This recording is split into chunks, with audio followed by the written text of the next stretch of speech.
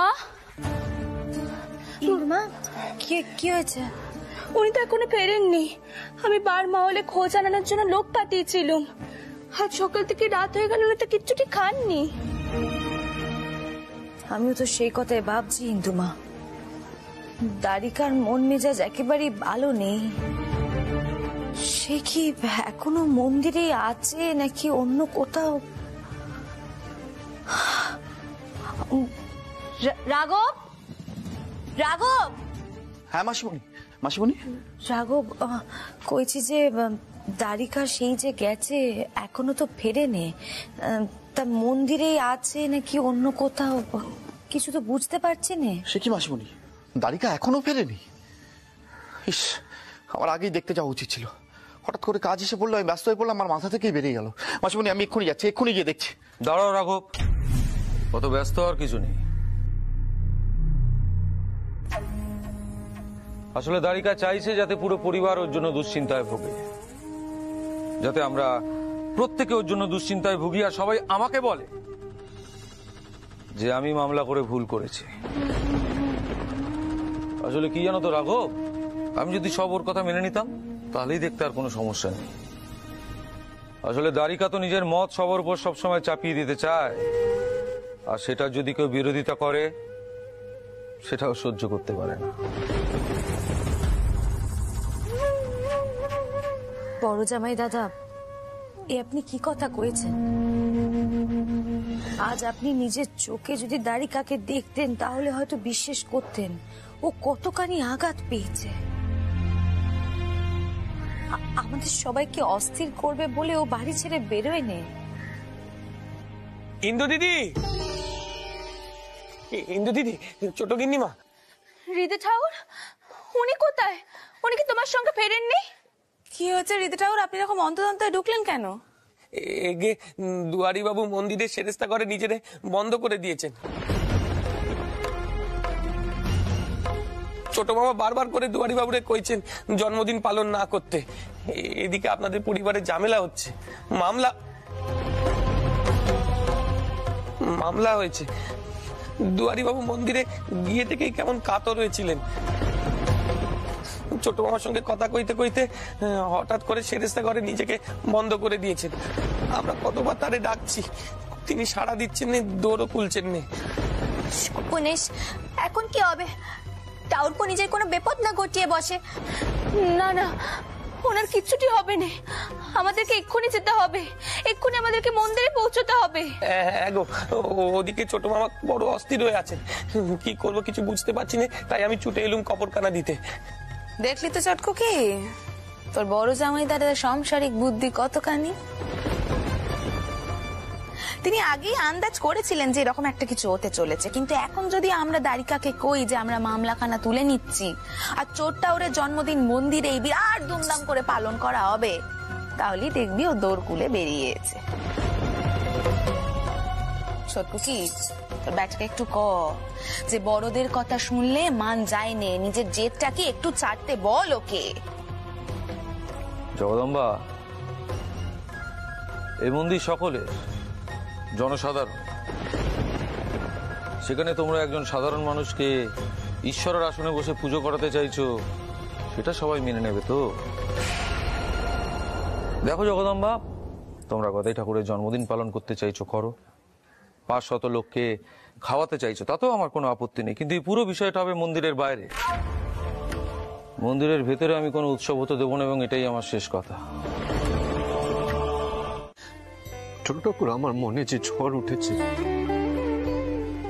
তাতে শান্তির প্রলেপ একমাত্র তুমি দিতে পারো ছোট ঠাকুর, একমাত্র তুমি।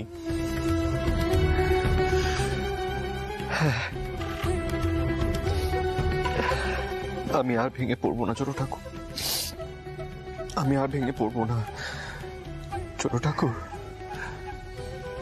তুমি যে আমার সব কষ্ট মুক্তির পথ।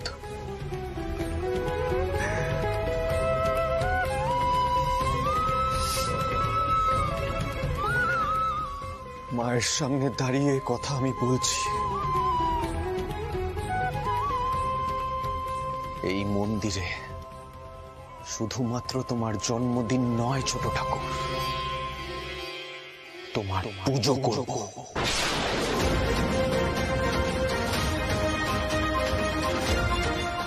করবই।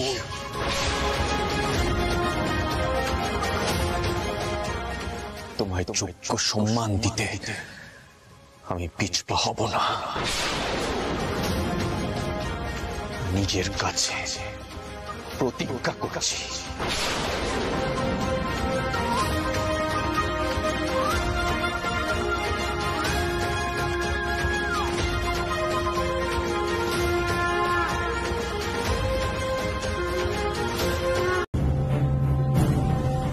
ওরা এই 2-3 দিন ঝড়ের কথা বলে সময় নষ্ট করেছে যাতে গা ঢাকা দিতে পারে। না না না রাঘব দাদা, একবার ঠান্ডা মাথায় ভেবে দেখো, এই লোকগুলোর এতটা ক্ষমতা হবে না যে পুরো জাহাজটাকে এরা নিখোঁজ করে দেবে। এর পেছনে নিশ্চয়ই কোনো বড় মাথা আছে। কে হতে পারে? দ্বারিকা, এ কাজ কে করতে পারে সেই কথাও আমি তোমাকে বলতে পারি। তোমার শত্রু নগেন চৌধুরী।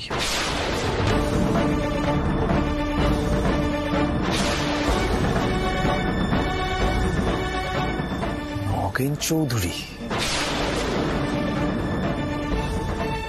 কিন্তু তুমি এত নিশ্চিত হচ্ছ কি করে? দ্বারিকা, আমি ওই নগেন চৌধুরীর বাড়ির পথ দিয়েই ফিরছিলাম, আর তখন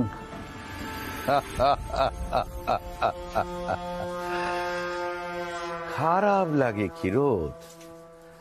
দ্বারিকানাথ বিশ্বাসকে আমি অনেকবারই শেষ করে দিতে চেয়েছি, কিন্তু সে মৃত্যুকেও জয় করেছে।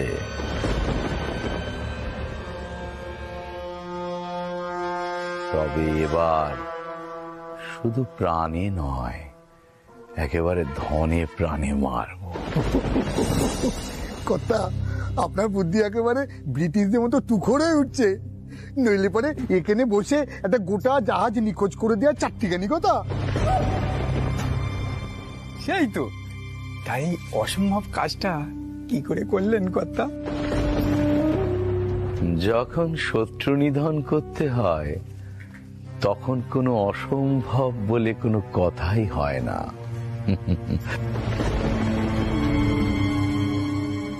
দ্বারিকানাথ বিশ্বাস যদি এখানে বসে জাহাজের গতিবিধির খবর রাখতে পারে, তাহলে আমিও সেই জাহাজ এখানে বসে উধাও করে দিতে পারি।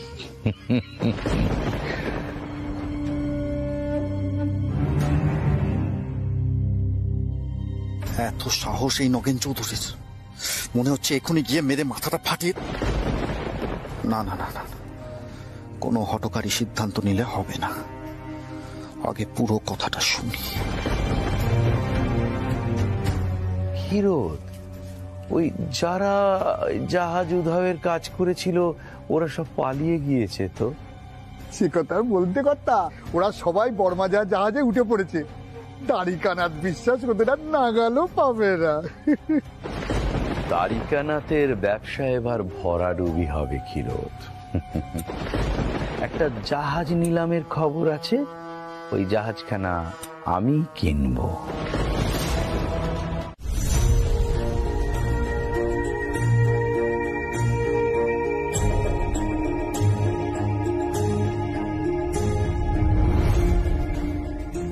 এবার নিলাম শুরু হবে।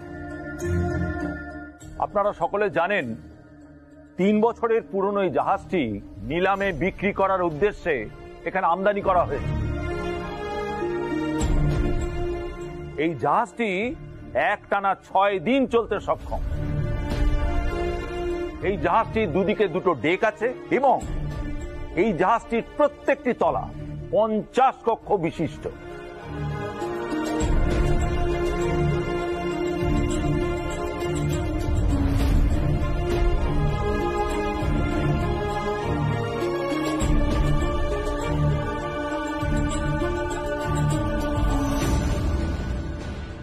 এই জাহাজটির সর্বনিম্ন মূল্য নির্ধারিত করা হয়েছে 11 সহস্র টাকা।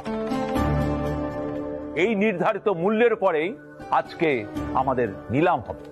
বলুন, আপনাদের মধ্যে কে প্রথমেই দর দিতে চান? নমস্কার, আমার নাম নগেন চৌধুরী। ব্যবসা আমার রক্তে। আর এই জাহাজখানার আমি দাম ধার্য করলাম 11,010 টাকা। 11,010 এক, 11,010 দুই, 11,010 তিন, 11,100, 11,100 এক, 11,100 দুই, 11,500, 11,500 এক, 11,500 দুই, 11,500 তিন, 12,000, 15,000, 15,000 এক, 15,000 দুই, 15,000 তিন। কথা আর দাম উঠবে না বলে মনে হচ্ছে। জাহাজখানা আপনার সাথেই যাবে। জাহাজ তো আমার সঙ্গে যাবে না ক্ষীরোদ, জাহাজ তো বন্দরে বাঁধা থাকবে, তাই না?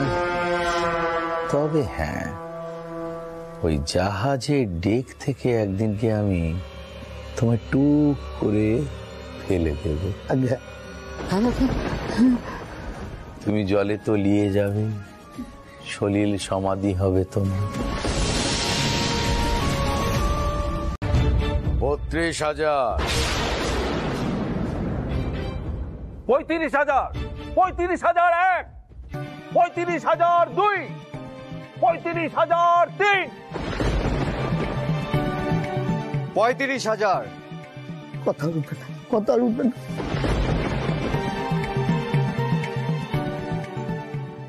36,000, আপনার সর্বনাশ স্যার কেউ আটকাতে পারবে না। কথা হয় হোক সর্বনাশ ক্ষীরোদ, আমার সমস্ত সম্পত্তি যদি আমায় বেচে দিতে হয় আমি তাও দেব, কিন্তু এই দ্বারিকানাথ বিশ্বাসের কাছে আমি কিছুতেই হারবো না। শেষ দর আমি দেব ক্ষীরোদ। 36,000 এক, 36,000 দুই, 36,000 তিন, 36,000 চার, 36,000 পাঁচ, 36,000 ছয়, 36,000 সাত, 36,000 আট, 36,000 নয়, 36,000 10।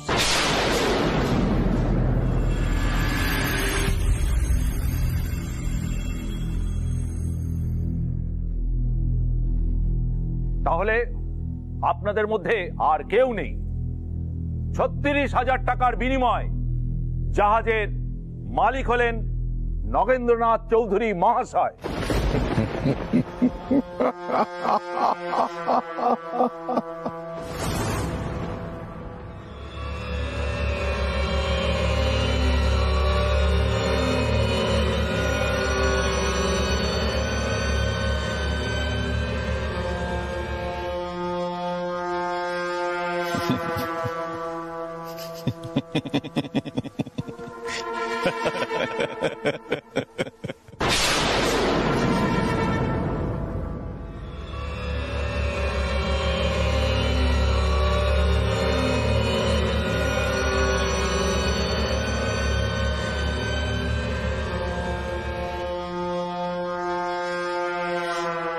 নতুন জাহাজের মালিককে অনেক অনেক অভিনন্দন।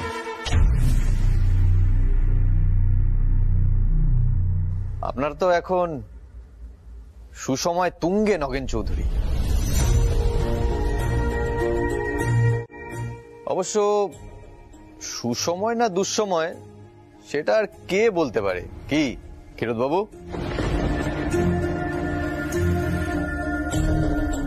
আমার ক্ষতি করার তো আপনি কোনো কিছুই বাকি রাখেননি নগেন চৌধুরী। কাঠের আড়ত আত্মসাৎ করা থেকে শুরু করে নৌকা ডুবি, বিষ খাইয়ে আমাকে প্রাণে শেষ করে দেওয়ার চেষ্টা, শেষমেশ আমার জাহাজ নিখোঁজ করে আমাকে সর্বশান্ত করে দেওয়ার মতলব করেছিলেন আপনি, কিন্তু পারলেন না। শুধুমাত্র আপনাকে শিক্ষা দেওয়ার জন্য এই নিলামে এসে আমি দর হাঁকাতে শুরু করি। জাহাজ কেনা আমার উদ্দেশ্য ছিল না নগেন চৌধুরী, আমার উদ্দেশ্য ছিল আপনাকে পথে বসানো।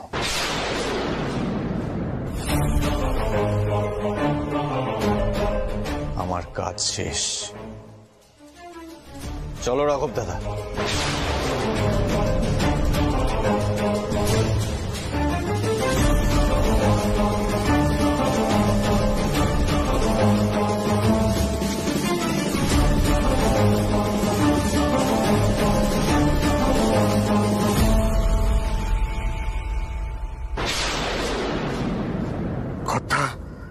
কিছু বুঝলেন?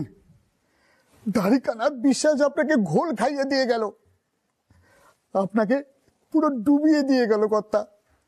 36,000 টাকা দিয়ে আপনি একটা 3 বছরের পুরনো জাহাজ কিনলেন। আপনাকে কত করে বারণ করলাম, আপনি কোনো কথাই শুনলেন না কর্তা।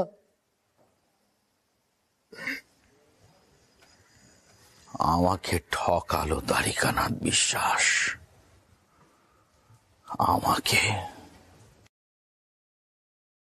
আমাকে পথে বসাবে তুমি।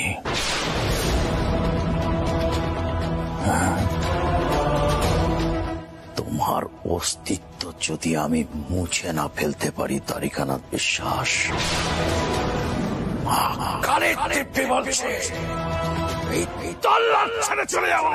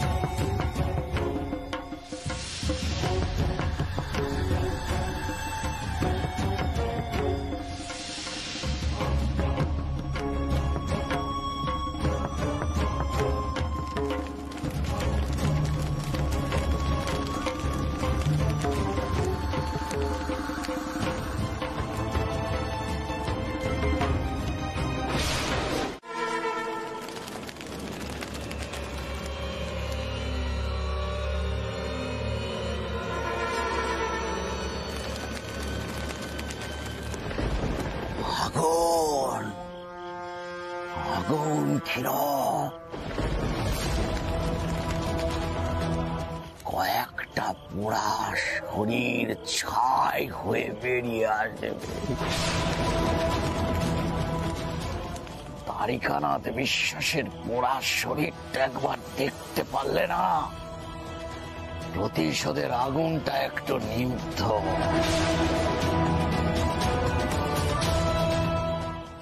পোড়া পোড়া গন্ধ পাচ্ছ কিরত? কই না তো। মূর্খ কোথাকার রেখা, এত বড় প্রাসাদ পুড়ছে, আসবাবপত্র পুড়ছে, মানুষজন সবাই পড়ছে, তুমি পোড়া পোড়া গন্ধ পাচ্ছ না?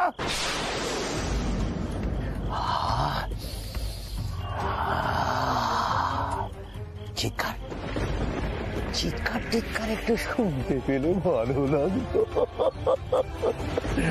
দ্বারিকানাথ বিশ্বাসের পোড়া শরীরের চিৎকার একটু শুনলে ভালো লাগতো। আর এখানে থাকা ঠিক হবে না, এবার আপনার চলে যাওয়াই উচিত। যাবো আর একটু দাঁড়াই। দ্বারিকানাথ বিশ্বাসের দোষে আজকে এতগুলো মানুষের ভবলীলা সঙ্গ হলো।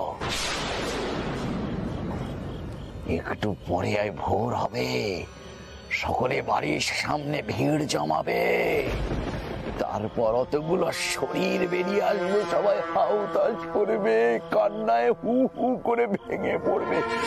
চোখ দিয়ে দেখবো ক্ষীরোদ, সবার জন্য শান্তি কামনা করব। মা কালী, সকলের আত্মার শান্তি দাও। মায়ের কৃপা দৃষ্টি আছে বলে আমরা এই বিপদ থেকে বেঁচে ফিরে আসতে পেরেছি, নইলে এই ভয়ঙ্কর আগুন থেকে বেঁচে ফিরে আসছে আমাদের পক্ষে সম্ভব ছিল না। কিছু হয়নি তো বাপ? না মাসিমণি, মেশোবাবু তেমন কিছু হয়নি। আতঙ্কে মেশোবাবু জ্ঞান হারিয়েছে। একটু জল হলেই হয়ে যাবে। দাঁড়াও, আমি ব্যবস্থা করছি। লিটল সর্দার, আশপাশ থেকে একটু জল আনার ব্যবস্থা করো, যাও। আগে কথা, সামনের পুকুর সংস্কার চলছে।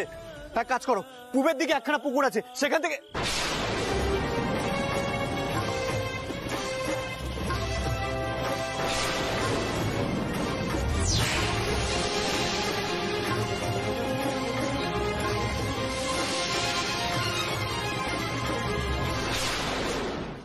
কি ওখানে আলো কিসে? নগেন, নগেন চৌধুরী।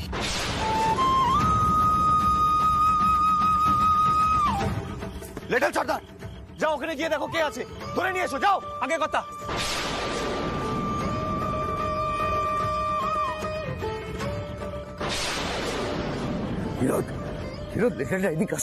সবাই এদিকে ধেয়ে আসছে। হ্যাঁ, মনে হয় আমাদের দেখে ফেলেছে। আমি তো আগেই আপনাকে চলে যেতে বলেছিলাম। চলে যাবো ক্ষীরোদ, আমি চলে গেলাম। ক্ষীরোদ, আপনি বাঁচলে পাবেন না। এই আমাকে দাও, আমাকে দাও, আপনি বাঁচলে পাবেন না। ক্ষীরোদ, ক্ষীরোদ, আমি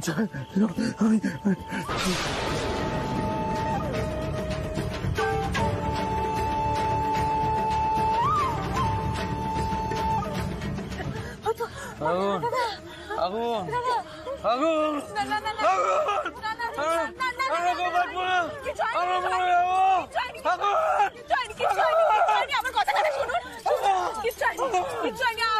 আমরা বেঁচে বেরিয়ে আসতে পেরেছি। দেখুন, দেখুন, আমরা বেঁচে বেরিয়ে আসতে পেরেছি, আমরা ওখান থেকে বেরিয়ে আসতে পেরেছি।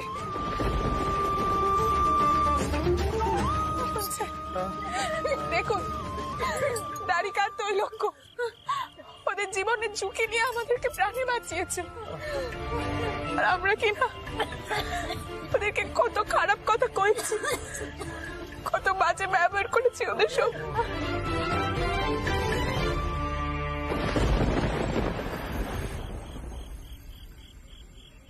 নগেন চৌধুরী এখানে কি করছিল? আমি লিটলদের পাঠিয়েছি ওনাকে ধরে আনার জন্য। চল চল। আজ মনে হচ্ছে নগেন চৌধুরীর সাথে একটা বিহিত হবেই। এতে ওনারই হাত আছে।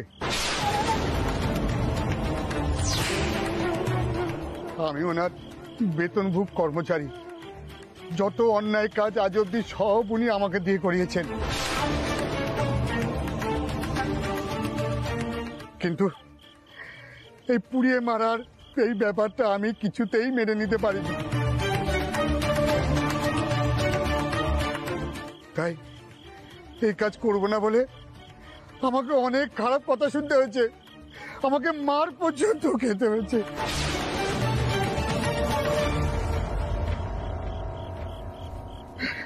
জানেন, যার জন্য আমি এত কিছু এতদিন ধরে করলাম, সব ভুলে গিয়ে উনি আমাকে ওনার মালিক সুলভ আচরণ করে বুঝিয়ে দিলেন আমি ওনার চাকর।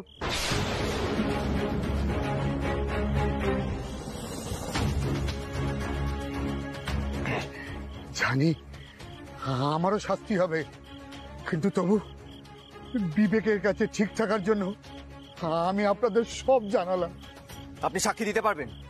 গোড়া পুলিশের সামনে সব স্বীকার করতে পারবেন? পারবো, যদি দয়া করে আপনি আমার শাস্তির ভাগটা কিছুটা কম করেন।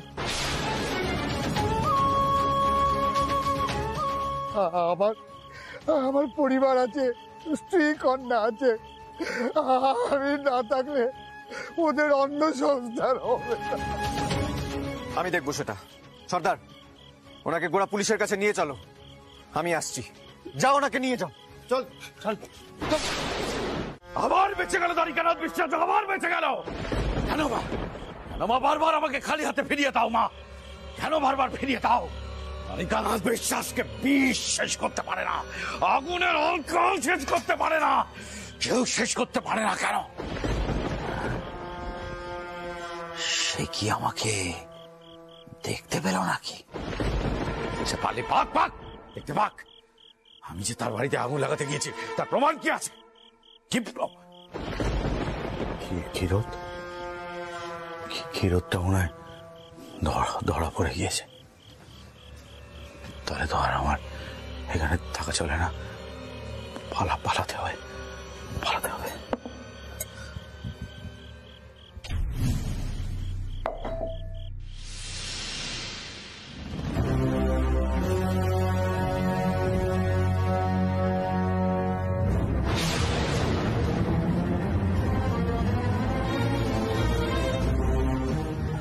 পাপের শাস্তি ভোগ না করেই পালিয়ে বেঁচে যাবে ভেবেছ নগেন চৌধুরী?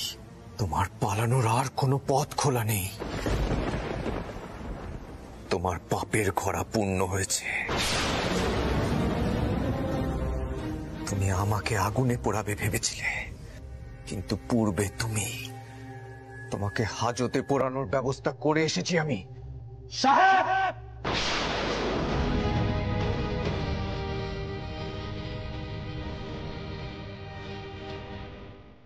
যে এতকাল ধরে তোমার পাপের সঙ্গী ছিল নগেন চৌধুরী, সে আজ মুখ খুলেছে। তোমার বাঁচার আর কোনো আশা নেই নগেন চৌধুরী।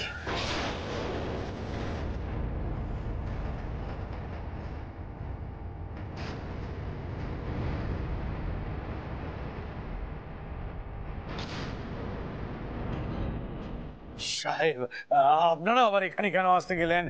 বলছি, দ্বারিকানাথ বিশ্বাস আমার কাছে নিলামে হেরে গেছে, ওর মাথার ঠিক নেই, ও যা পাচ্ছে তাই করছে। আপনার নামে অ্যাটেন্ড টু মার্ডারের অভিযোগ আছে মিস্টার নগেন্দ্রনাথ চৌধুরী। আপনি লোক দিয়া দ্বারিকানাথ বিশ্বাসের বাড়িতে আগুন লাগাইয়াছেন। কি যে বলেন সাহেব? আমি আমার উপর অভিযোগ করলেই হলো? অভিযোগের পিছনে তো প্রমাণ চাই, প্রমাণ দিতে হবে। প্রমাণ না হলে কি করে হবে? ও অভিযোগ আর আমার উপরে কবে থেকে রাগ এই দ্বারিকানাথ বিশ্বাস? হ্যাঁ, সেই জন্য আমার উপর মিথ্যে অভিযোগ এনেছে। হ্যাঁ, প্রমাণ কই? প্রমাণ? আপনি ঠিক এমনই একটা কাজ করবেন। আপনার মতো নীচ মানসিকতার মানুষের থেকে আর কি আশা করা যায়? তাই আমি সাক্ষী ক্ষীরোদ বাবুকে আমার সাথে এনেছি। আমি তো মায়ের কাছে প্রার্থনা করেছি যেন সব বিষ নাশ হয়। আজ প্রকৃত অর্থে সব বিষ নাশ হয়েছে। তোমরা সকলে মারে প্রণাম করো, মায়ের কাছে প্রার্থনা করো, আর কখনো তোমাদের কারোর মধ্যে যেন এই বিষ না আসে, প্রার্থনা করো।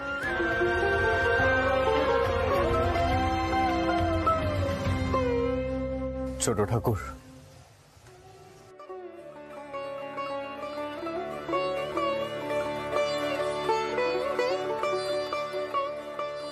আমাদের মন যে বড় অশান্ত হয়ে আছে, আমাদের মন একমাত্র তুমিই পারো শান্ত করতে, একমাত্র তুমিই পারো।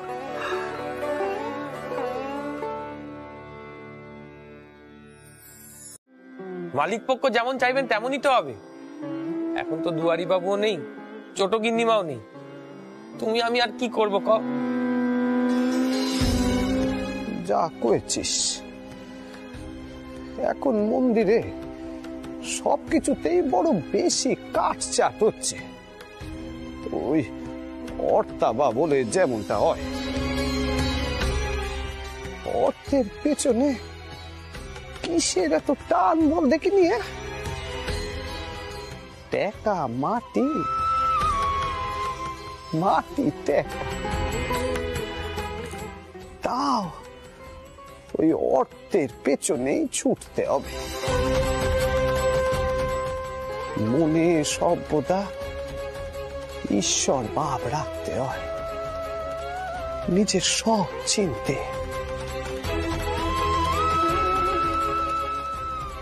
তার কাছে অর্পণ করতে হয়। এ কথা মুখে বলা খুব সহজ ঠাকুর,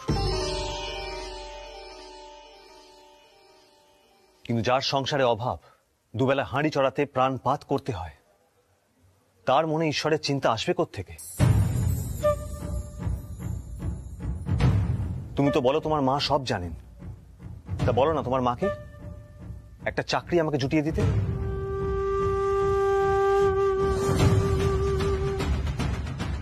আমার টাকার খুব প্রয়োজন ঠাকুর, চাকরি না পেলে বাড়িতে অশান্তি হচ্ছে।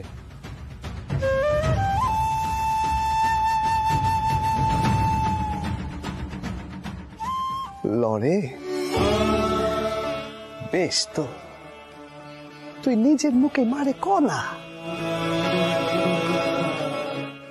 তো দেখা চায়, চাকুরি চায়, কমার। এমন ভাবে বলছো যেন তুমি মাকে দেখতে পাও। বললেই হয়ে যাবে। পাই তো রে,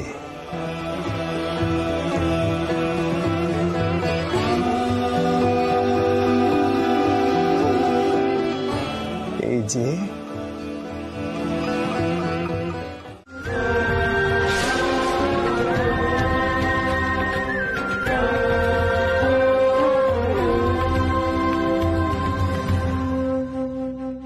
ঠাকুর, ঠাকুর, তুমি আমায় ক্ষমা করে দাও ঠাকুর, আমায় ক্ষমা করে দাও। আমি তোমায় প্রথমে সম্পূর্ণ অবিশ্বাস করেছিলাম, কিন্তু এখন আমি সব বুঝতে পেরেছি ঠাকুর। তুমি আমার চোখ খুলে দিয়েছো, তুমি আমার তোমার চরণে স্থান দাও ঠাকুর, তোমার চরণে স্থান দাও। তুমি আমায় যা দেখাতে চেয়েছিলে তা আমি বুঝতে পেরেছি ঠাকুর, তা আমি বুঝতে পেরেছি, বুঝতে পেরেছি। ওঠ, উঠবে কি ওঠ লড়ে।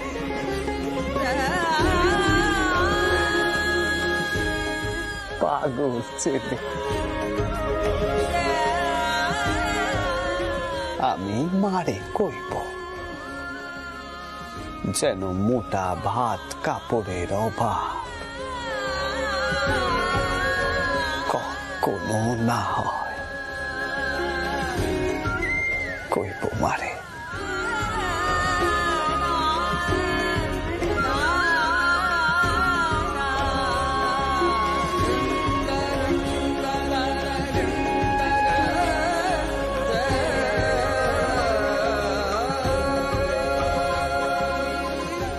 জয় মা,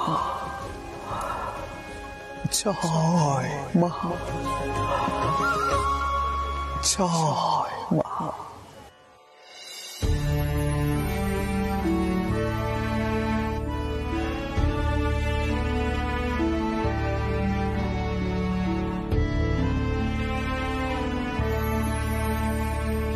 তোমারে করিয়াছি জীবনের ধ্রুব তারা, এ সমুদ্রে আরো কভু হব না গো পথহারা।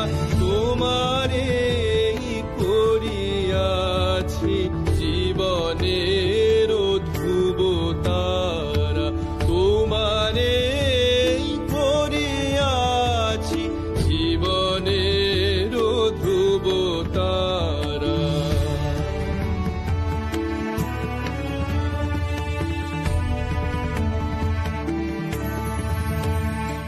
চলো চলো, কোথায় তিনি, কোথায় তিনি? আমি তার সঙ্গে দেখা করব। কোথায়, কোথায়? আমাকে নিয়ে চলো, কোথায় তিনি?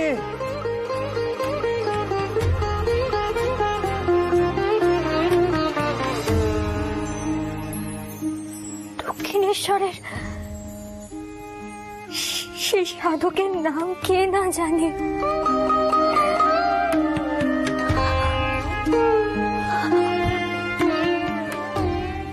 আমার জীবনে এমন সুযোগ পাবো কখনো ভাবিনি।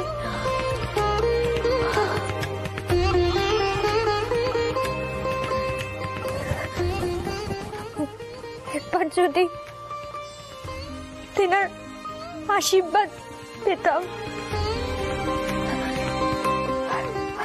আর কিছুটি চাওয়া থাকতো না আমার, কিছুটি চাওয়া থাকতো। কোথায় কোথায় গা? কোথায় কোথায় কোথায় আমার চৈতন্যদেব? চৈতন্যদেব,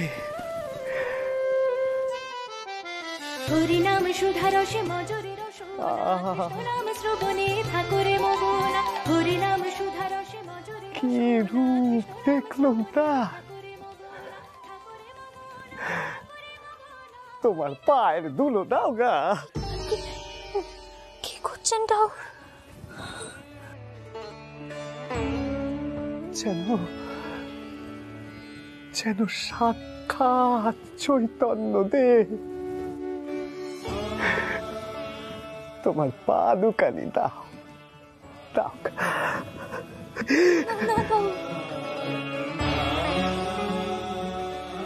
আমায় আশীর্বাদ করুন, আশীর্বাদ করুন আমায় দাও।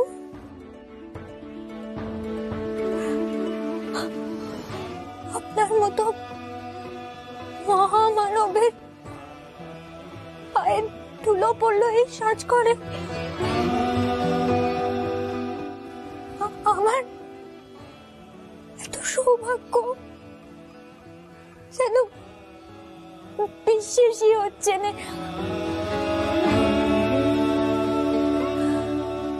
আশীর্বাদ করুন ঠাকুর, যতদিন বাঁচবো আমি যেন আপনার এই দোকানের চরণে ঠাঁই পাই।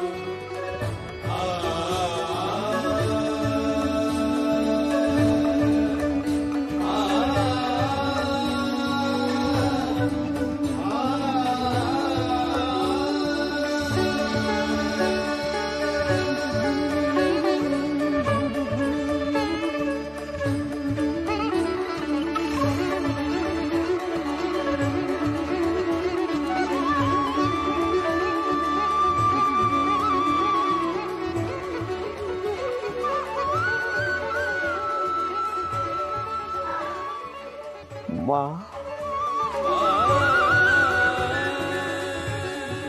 তোমার চৈতন্য হোক।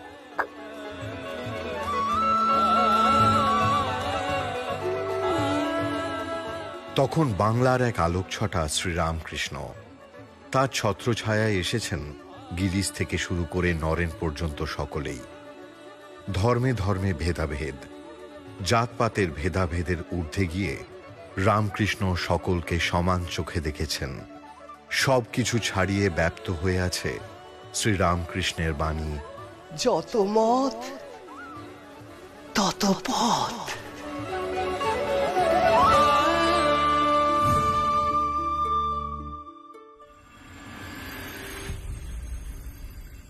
ঠাকুর তখন অসুস্থ, মারণ রোগে ধরেছে তাকে।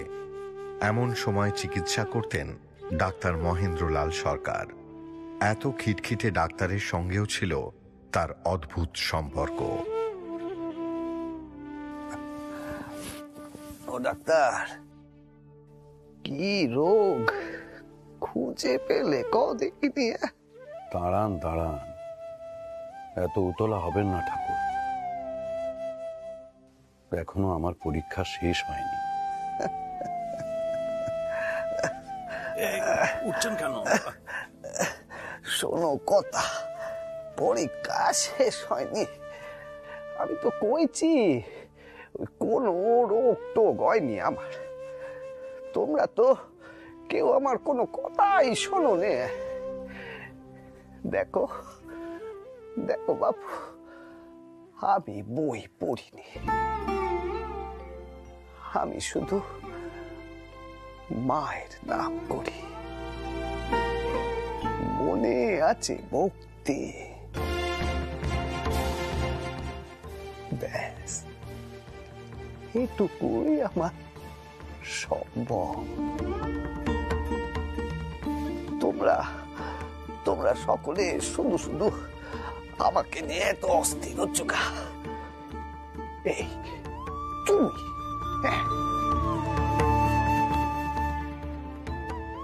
লরেন, মাস্টার, যোগে, সারদা। ঠাকুর, তুমি যে চোখ দিয়ে জগৎকে দেখো সে যে কেবল তোমারই আছে।